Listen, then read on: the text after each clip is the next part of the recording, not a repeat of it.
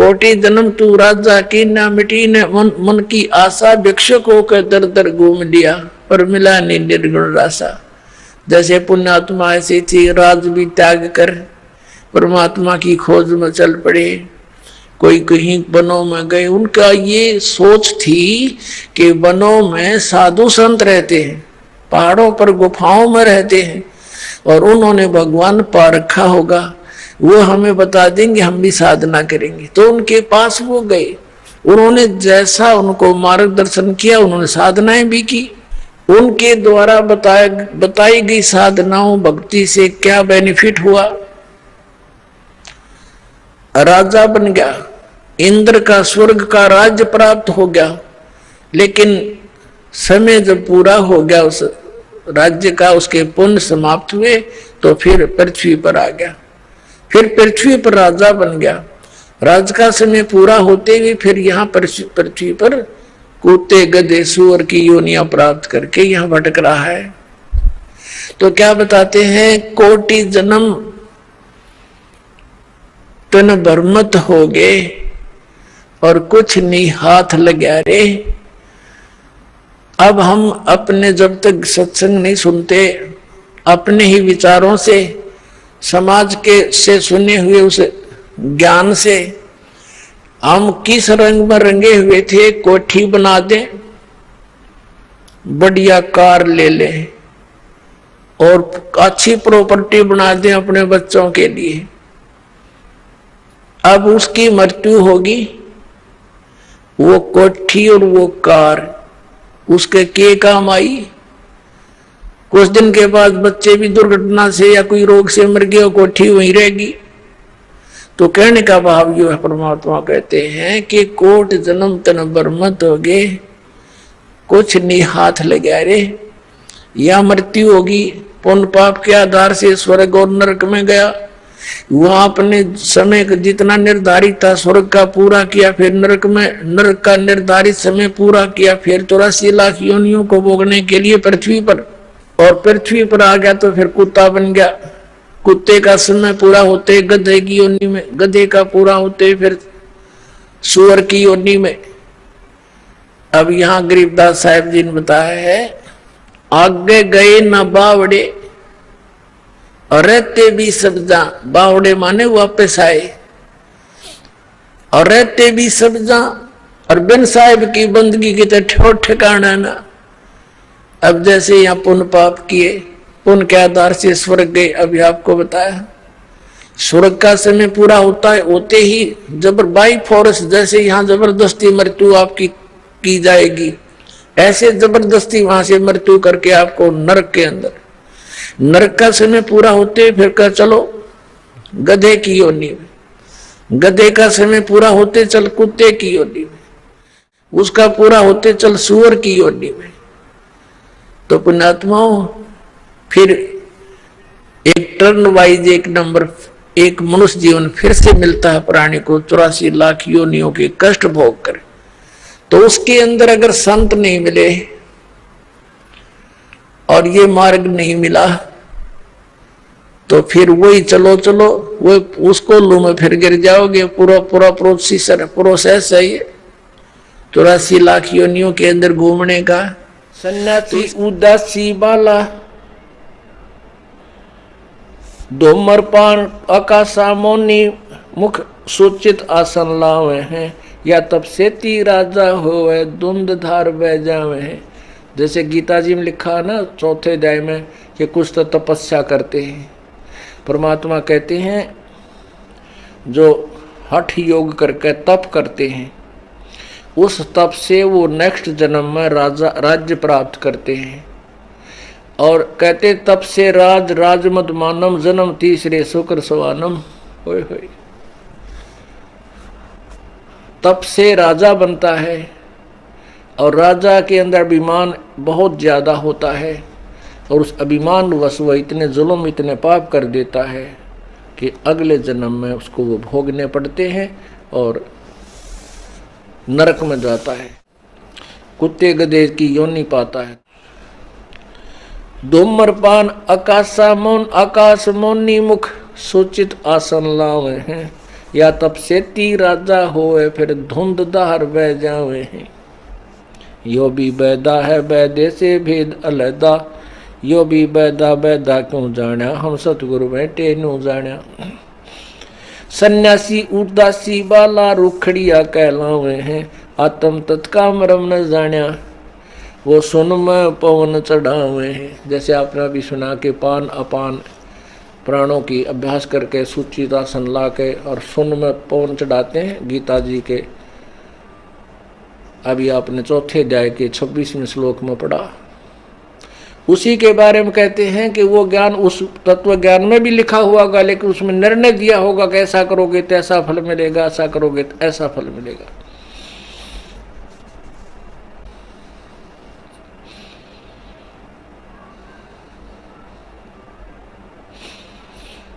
झरने बैठ तपे पच अग्नि उर्दमुख झूल झुलावे हैं, ज्ञानी पुरुषा तो निकट न जावे, ये मूर्खों को रीझ रे जावे हैं। कोई तो झरने में बैठ जाते हैं, शीतल जल ऊपर से गिरता है, जनवरी का महीना, और ये अक्षेत्र हरियाणा राजस्थान पंजाब उत्तर प्रदेश, इसमें शीत लहर चलती है। और ये ढोंगी लोग क्या करते हैं, एक तिपाई सी बना लेते हैं, उसके ऊपर एक मटका रख लेते हैं बहुत बड़ा, और उसमें 1000 छिद्र कर लेते हैं, और 100 मटके पानी के भरवा कर रख लेते हैं शाम को, और वो 12 बजे या 1 बजे रात्रि में शुरू करवाते हैं। उठा उठा कर मटके उसमें डाले जाते हैं, और वो नीचे बैठ जाता सुल्फा पी के या कोई भांग पी के ऊपर जा रहे। फिर एक बार सुनो है पाचा से सारा कितना देर वर्ष उसके ऊपर डाले जाओ पानी, को क्या असर होना। तो लोग ने सोचे रहे तेरा गजब हो, ये कमाल की बात है भाई, ओहो देखी से पो में हम तो रजाई भी ओढ़ रहे, सर्दी लग गए, और यो अब वो ला के घूटी बैठ जाए पड़ा रहे शराबी सारी रात के बिगड़ा उसका, तड़के फिर उठ के झाड़ी का पल्ला चल पड़ता है। तो ऐसे ही ये लोग भकाया करते थे, मूर्ख बनाते थे हमारे को। और फिर 5 धूने लगा कर जून के महीने में जेठ में 40 दिन तप पाए हैं। ज्ञानी पुरुष तो निकट न जावे, ये तो मूर्खों को रीझ रे जावे। आसन करें कपाली ताली, ऊपर चरण हलावे हैं, अजपा सेती मरहम नाई, सब दम खाली जावे हैं। अब कोई आसन करते हैं और कोई ऊपर न पैर करके सिरासन करके साधना करते हैं, कहते हैं अजप्पा सेती मरहम नाई। श्वास के द्वारा जो अजप्पा जाप है उसका तो ज्ञान नहीं, उनके सब श्वास व्यर्थ जा रहे हैं, खाली जा रहे हैं, जबकि इन श्वासों से हमने सत्य नाम का सिमरन करना चाहिए था जिससे लाभ।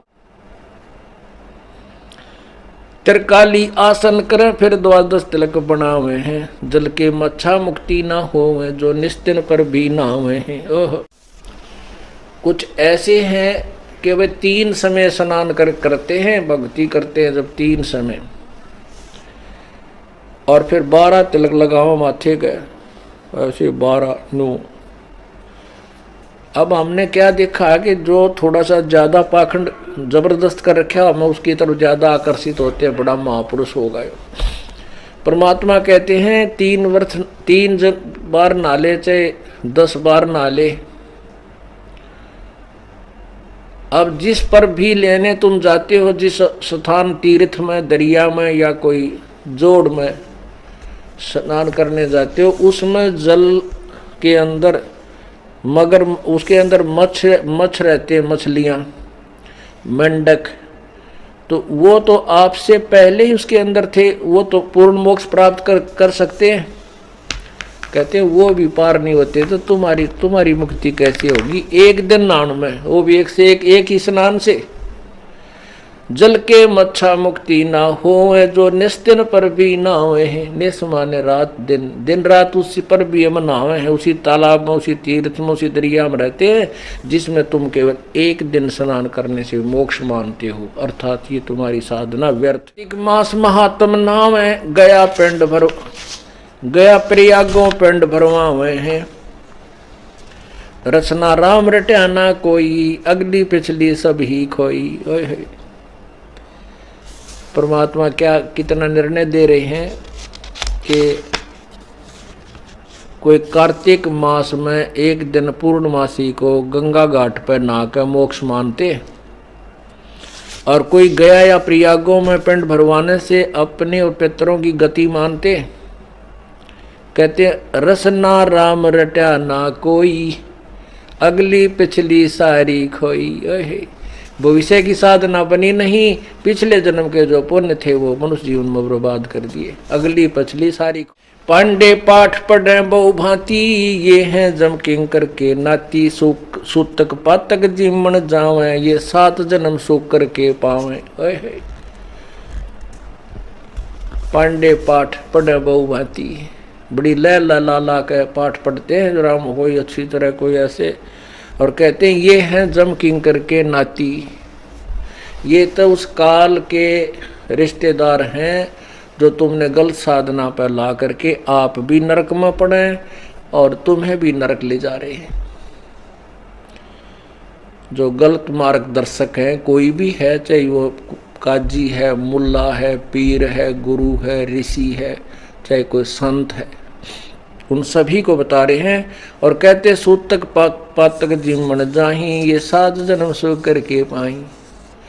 सूतक कोई बालक हो जा तब ये जावे खाने के लिए, और कोई मर जा तब भी ये जावे खाने के लिए। कहते हैं 7 जन्म लगातार सुअर के प्राप्त करोगे तुम, तुम्हारे साथ वो ब्रह्माटी हो, क्योंकि तुम अधिकारी नहीं हो, तुम्हारे पास यथार्थ भक्ति विधि नहीं है, तुम गुमराह कर रहे हो, आप पाठ पढ़ने या करने के अधिकारी नहीं हो।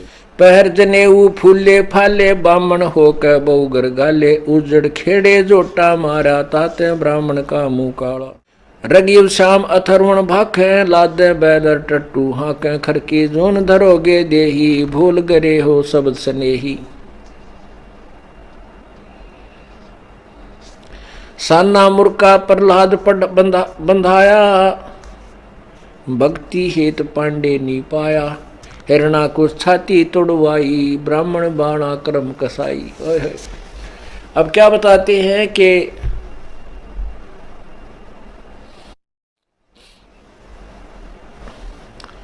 साना मुर्का नामक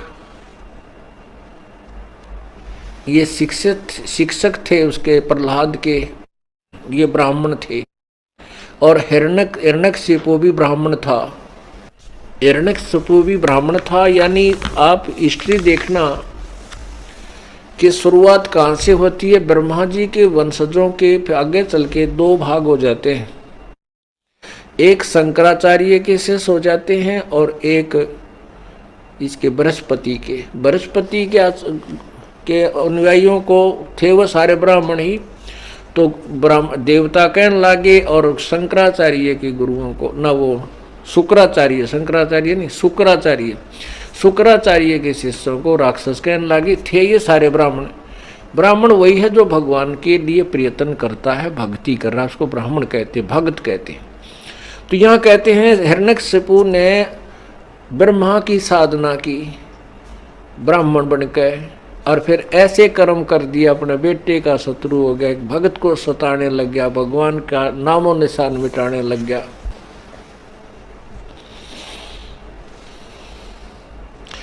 रावण ब्राह्मण बहुत तप कीना, महादेव की दीक्षा लीना। रामचंद्र की सीता हरिया, 10 मस्तक मूंधे मुंह नन्हे पड़िया। रावण ब्राह्मण था और उसने महादेव की भक्ति की, और विष्णु जी की पत्नी ठाली, उसके भाई की, बड़े वाले की, उससे बड़े की। कहते हैं ये कर्म ब्राह्मण के वह होते हैं, नहीं, ये तो राक्षस कर्म है, और वो राक्षस कहला गया। विश्वामित्र सुन विस्तारा, 100 पुत्र वशिष्ठ के मारा। राजऋषि से बहुत रिसाए, ब्रह्म ऋषि से रीद रिजाए। ये ऋषि विश्वामित्र और ऋषि वशिष्ठ, इनका आपस में बहुत जबरदस्त विरोध हो गया। वशिष्ठ मुनि जी कहते थे विश्वामित्र को राजऋषि, क्योंकि ये पहले राजा थे विश्वामित्र, फिर इन्होंने राज त्याग कर साधना करने लगे थे। और विश्वामित्र कहता था, तू सभा में मेरी बेइज्जती मत करा कर, मुझे तू ब्रह्म ऋषि बोल। वशिष्ठ मुनि जी उसको राज ऋषि ही कहता था। राज ऋषि से वो नाराज हुआ था। इस कारण से उसने वशिष्ठ जी के 100 पुत्रों की हत्या कर दी। किसने? महर्षि विश्वामित्र ने, ब्राह्मण ने। एक दिन वशिष्ठ जी अपने शिष्यों को पढ़ा रहा था। शाम के समय पूर्णमासी की रात्रि थी। एक वृक्ष के नीचे बैठे थे। अपनी संध्या उपासना करने के बाद गुरुदेव से चर्चा बच्चे कर रहे थे। और उस दिन विश्वामित्र वशिष्ठ जी की हत्या करने के लिए उसी वृक्ष के ऊपर एक तलवार लिए बैठे थे कि आज ये बच्चे चले जाएंगे अंदर, ये अपनी साधना करके, और फिर इसको यहीं कत्ल कर दूंगा। ऊपर छुप कर बैठा हुआ था। बच्चे कहने लगे वशिष्ठ जी से कि हे गुरुदेव, हमें अपने भाइयों की बहुत याद आती है। आपके पुत्र थे, वो विश्वामित्र राक्षस दुष्ट ने मार डाले। वो बहुत नीच आत्मा है, वो ब्राह्मण नहीं है। अब देखो पुण्यात्मा, जिसके 100 पुत्र मार दिए किसी ने, तो कभी उसका गुणगान नहीं कर सकता। लेकिन उच्च आत्मा होती हैं, श्रेष्ठ आत्मा जो होती हैं, वो अवश्य सत्य कहती हैं। वशिष्ठ मुनि जी ने कहा कि बच्चों, ऐसा मत कहो। विश्वामित्र दुष्ट नहीं, वो राक्षस नहीं। यदि उसमें ये क्रोध ना हो तो उस जैसा इंसान नहीं। वो बहुत अच्छी आत्मा का आदमी है। उसमें राग द्वेष, ये मान बढ़ाई, अगर ये ना हो तो उस जैसा इंसान नहीं। अब अपने शत्रु से अपनी प्रशंसा सुनकर हिरण्य उस विश्वामित्र के हाथ कांप गए और वहीं से पैर ऊपर से ही टहनी पकड़कर नीचे छलांग लगा दी और चरणों में वशिष्ठ जी के चरणों में गिर कर और फूट फूट कर रोने लग गया। ने बोला, मुझे माफ कर दो महापुरुष, आप सचमुच महान हो। तब उस वशिष्ठ जी ने कहा था कि उठो ब्रह्म ऋषि। तब उसने कहा, वशिष्ठ जी ने कहा कि आज तू ब्रह्म ऋषि हो गया, तेरे अंदर से राग द्वेष और ये दुष्टता खत्म होगी। आज तेरा हृदय रो पड़ा। और जब तक इंसान के अंदर परमात्मा के प्रति रोना नहीं आता, वो भक्त नहीं बना है। तो परमात्मा उसी का विचार दे रहे हैं। विश्वामित्र सुन विस्तारा, 100 पुत्र वशिष्ठ के मारा।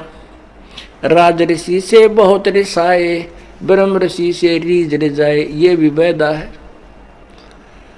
कहते हैं इतना साधक था विश्वामित्र की और वशिष्ठ जी की बहुत दिनों से शत्रुता चल रही थी। एक राजा था, उस संस्कारवश राजा, उस लड़का उसका जो थोड़ा पागल सा हो गया, इकलौता पुत्र था, उस राजा ने उसको घर से निकाल दिया। उधर से विश्वामित्र, इन ऋषियों की बिरान माटी काल ने कैसे कर रखी थी। विश्वामित्र घर छोड़कर और जंगल में तो रहे था, वहां से भी छोड़कर और दूसरी जगह चला गया। 12 वर्ष तक घोर तप किया सिद्धि प्राप्त करने के लिए, ताकि मैं वशिष्ठ जी को पराजित कर सकूं, उसे श्रेष्ठ स्थान पा सकूं जनता में।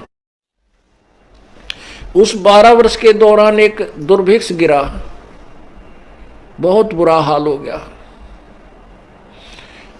विश्वामित्र के बालक भूखे मरने लगे। वही राजा जो का लड़का घर से निकाल रखा था, वो वहां आता था और उसने उसके लड़कों को, विश्वामित्र के लड़कों को भोजन ला करके, फल फाल लाकर जंगल से वो देता रहा। दूर से आस पास के तो खत्म हो गए थे, वहां से लाकर उसको खिलाता रहा, अर्थात उस दुर्भिक्ष में उसके बच्चों का पालन पोषण कर दिया, वो बच्चे जीवित रह गए। उधर से वशिष्ठ जी को इस बात का पता चला, तो उसके पास वशिष्ठ जी उन राजा का पुरोहित भी था, कुल पुरोहित। राजा ने, उस राजा के लड़के ने उससे कहा वशिष्ठ जी से कि आप मुझे ऐसी साधना बता दो मैं स्वर्ग चला जाऊं। वशिष्ठ जी ने उसको श्राप दे दिया, ऐसा श्राप दे दिया कि तू शूद्र हो। वो शूद्र जैसा व्यवहार हो गया, शूद्र जैसा शरीर हो गया, ऐसा ही उसका राक्षस जैसा शरीर बन गया। क्योंकि उसको वशिष्ठ जी ने कहा कि तू मेरे शत्रु के बच्चों की रक्षा करता था, तो मेरा यजमान हो करके। अब ऐसी आग थी इन ऋषियों में, ये बता पा रहे होंगे, चाहे इन्होंने पर्वत तोल दिए और चाहे सारे समुद्र पी लिए, ये मोक्ष नहीं प्राप्त कर सके। ये सिद्धि कोई और वस्तु है, परमात्मा का पाना वो साधना न्यारी है। विश्वामित्र वापस आया 12 वर्ष वहां कठिन तप करके। उसकी पत्नी ने सारा दुखड़ा रोया कि हे ऋषि जी, आप तो वहां चले गए और पीछे से ऐसा अकाल गिरा, हम तो त्राही त्राही होगी थी। भला करे राजा के लड़के का, जिसको विश्वामित्र ने ना वशिष्ठ जी ने श्राप दे रखा है, और वो यहाँ आता था और हमारे बच्चों की उसने परवरिश की। तो अब क्यों उसने श्राप दिया कि वो आपके बच्चों की सेवा करता था। अब विश्वामित्र की काख पाट गई। अच्छा, उसको बुलाया राजा के लड़के को, जो जंगल में घूम रहा था। कहने लगा, मांग बेटा, तू क्या मांगता है? वो बोला, जी मैं ये मांगता हूँ कि मैं सह शरीर, पहले तो मेरा शूद्र शरीर ठीक हो, बोला तथास्तु, वो ठीक हो गया।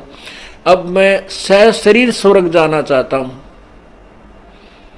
तो उसका जो विकराल रूप था वो थोड़ा सा ठीक हुआ, लेकिन शूद्र फीत उसके फिर भी लगी हुई थी।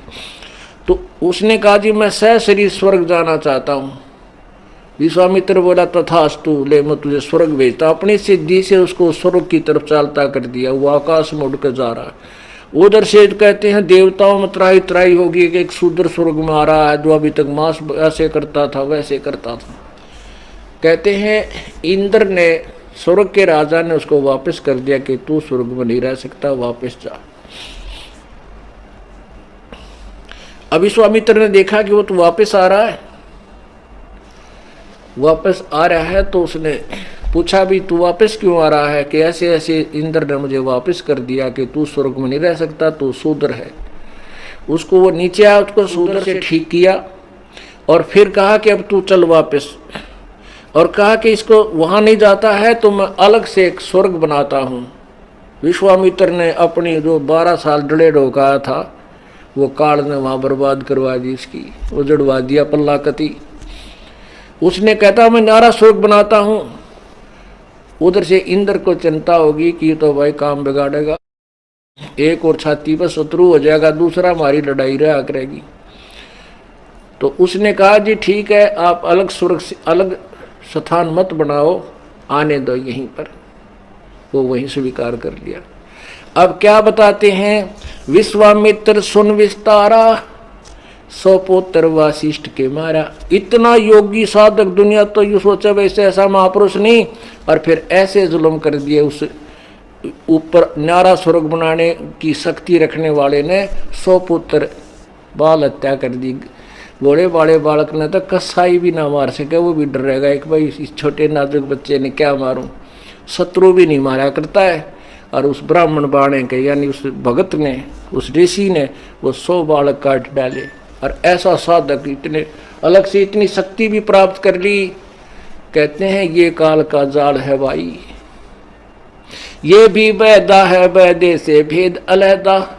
वैदा क्यों जाने हम सतगुरु बैठे न्यू जाने। हम तो इन्हें पता नहीं के माना थे ऋषियों ने। ये तो कति नरक के गामी थे, नरक के भागी थे, वहीं कमाई करी और दूसरी जगह उसको बर्बाद कर डाला। वो थोड़ी बहुत स्वर्ग जाने की थी, वह भी नष्ट कर ली।